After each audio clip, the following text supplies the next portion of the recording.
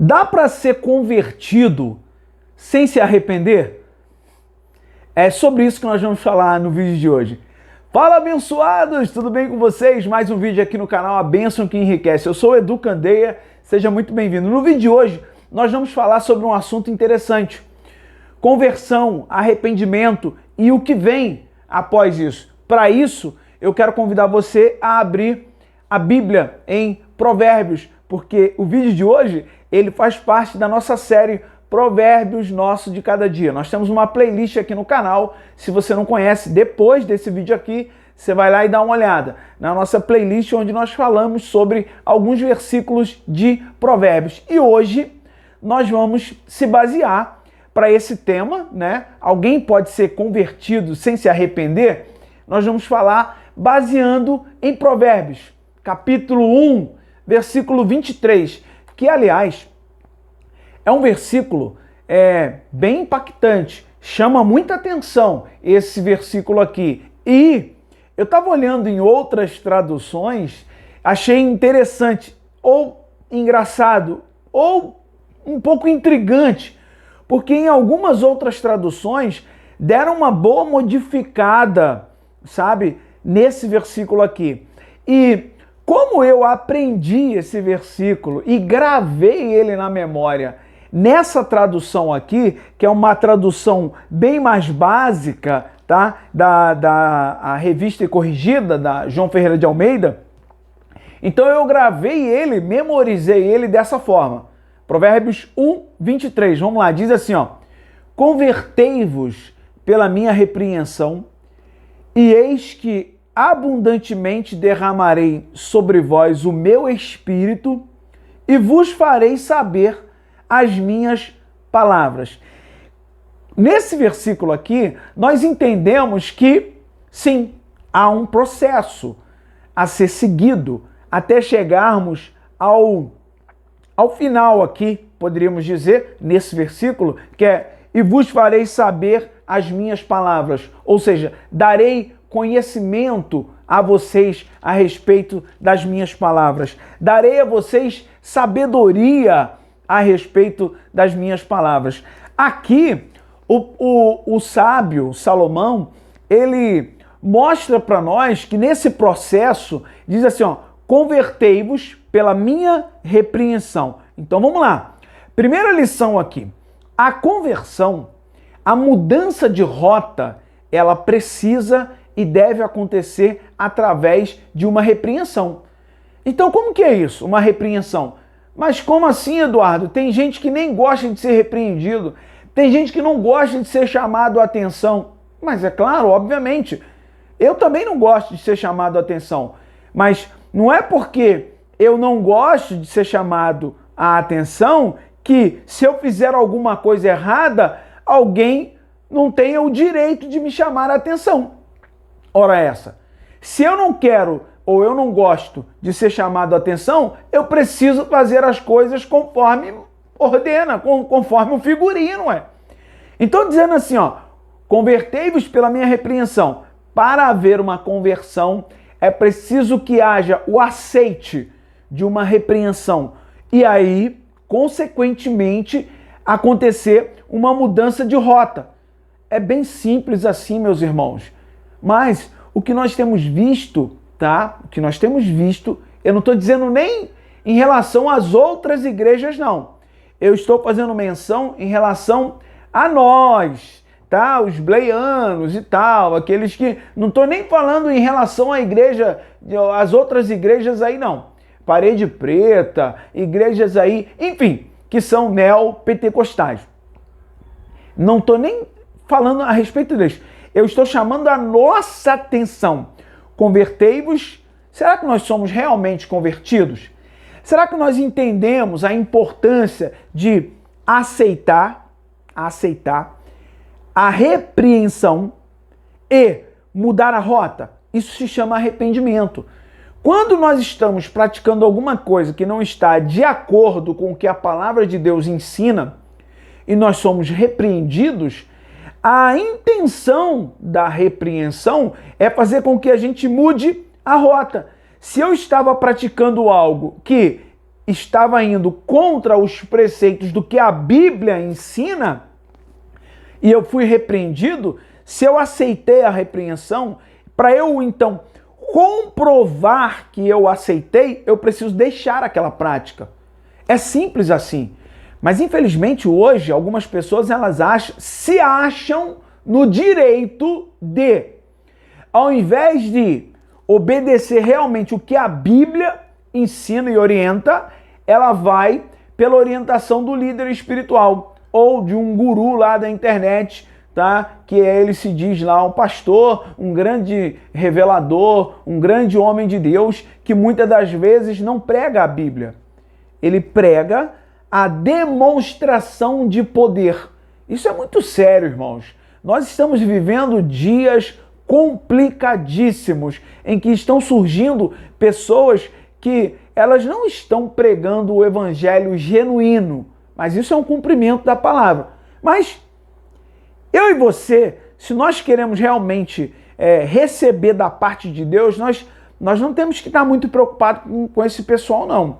Nós precisamos estar preocupados em mergulhar a cada dia mais no conhecimento verídico, verdadeiro, que a palavra de Deus traz para nós. E não ficar indo atrás de líderes que eles se propõem a pregar o poder, a demonstração de poder. Por quê? Infelizmente, essa pregação com demonstração de poder, olha, quero dizer que assim, eu creio na manifestação do poder de Deus através de revelação, cura de enfermidades. O Senhor nosso Deus é o mesmo. A Bíblia diz em Hebreus que Jesus é o mesmo ontem, hoje e eternamente. Os mesmos milagres podem acontecer sim no meio do povo de Deus. A fé precisa ser exercitada, obviamente, para que esses milagres aconteçam. Homens e mulheres de Deus precisam se propor a esse chamado, porque há um preço a pagar, não é? E esse preço, eu quero deixar claro aqui que é o meu entendimento, esse preço não é você ser popular, importante, famoso por conta de manifestações de poder através da sua vida. Não. Por quê? Porque lembra que João Batista falou? Convém que ele cresça, se referindo a Jesus, e que diminua eu. Mas hoje muitos estão se levantando e aí pregam um evangelho que não fala de conversão, fala de manifestação de poder. E aí a pessoa vai lá, recebe, e aí ela continua indo e tudo, mas ela continua com a vida dela do mesmo jeito, não mudou nada. Então a gente precisa se ater a esse tipo de coisa também. Não é? Não estou aqui querendo ir contra a manifestação do poder de Deus através de homens e mulheres aí. Se são homens e mulheres sérios, que têm uma reputação, porque o próprio livro de Provérbios também ensina para nós que uma boa reputação vale muito mais do que muitas riquezas, do que o ouro, do que a prata. Reputação diante de Deus. Isso é o que vale muito. Por quê? Porque a Bíblia diz para nós que ele, Deus, é o dono do ouro e da prata. Então ele não se preocupa com essa questão se você tem muito ouro, se você tem muita prata, ou seja, se você é rico, se você é bem sucedido. Ele quer saber a boa reputação sua, minha, para com ele. Isso sim, para Deus importa. Até porque é isso que vai abrir as portas do céu para nós entrarmos. Então, convertei-vos pela minha repreensão e eis que abundantemente, nós falamos sobre o chamado à conversão, nós falamos sobre a repreensão, o quanto ela é importante para a mudança de rota, e quando a gente muda arrependimento, aí olha o que está dizendo aqui como promessa: eis que abundantemente derramarei sobre vós o meu espírito. Eu preciso falar disso pelo seguinte, quando há arrependimento, aí sim há de se cumprir o derramamento do Espírito Santo. E quando acontece isso, há mudança de vida. Nós temos visto muitos movimentos que se prega muito, se faz muito movimento, é muita demonstração de poder, é gente rodando, pulando e fazendo um monte de coisas que você nem imagina, tá? E não é bom nem você ver, porque existem alguns que a gente fica assim, estarrecido com a falta de temor a Deus, com determinadas demonstrações de poder, né? Entre aspas aí. E por quê? Porque aqui está dizendo, convertei-vos pela repreensão, mudança de rota, arrependimento, derramarei o meu espírito sobre vocês, aí sim, derramarei o meu espírito e vos farei saber as minhas palavras. Mais um passo a ser dado. Quando o Espírito Santo enche a vida da pessoa, não é só batismo com o Espírito Santo, não. Demonstração do falar em línguas, não é só isso. Eu estou falando da pessoa ser cheia do Espírito Santo. Derramarei sobre vós o meu Espírito, ela então vai ter sede de conhecimento da palavra de Deus. E aí nós fechamos esse vídeo exatamente com esse passo, tá? Derramarei sobre vós o meu espírito. Quantos e quantos movimentos que nós vemos aí, onde as pessoas caem no chão, rolam, pulam, isso e aquilo, e quando você vai perguntar para ela alguma coisa sobre a palavra de Deus, ela não tem conhecimento. Que derramamento de Espírito Santo é esse que veio sobre essa pessoa se ela não tem sede de conhecimento da palavra de Deus? As coisas não estão encaixando nesses movimentos aí. Estão entendendo? Não está se encaixando. Porque é preciso que, olha, derramarei sobre vós abundantemente o meu espírito e vos farei saber as minhas palavras. Que Deus nos abençoe e desperte a cada um de nós para entender que para receber abundantemente o derramamento real do Espírito Santo na nossa vida, a gente precisa se atentar para a repreensão e se converter.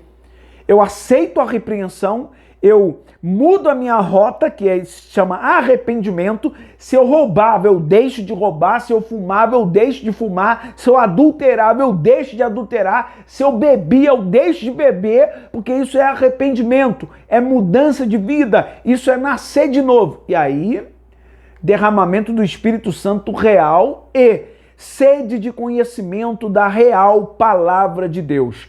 Eu fiz um vídeo aqui no nosso canal falando sobre João 5,39.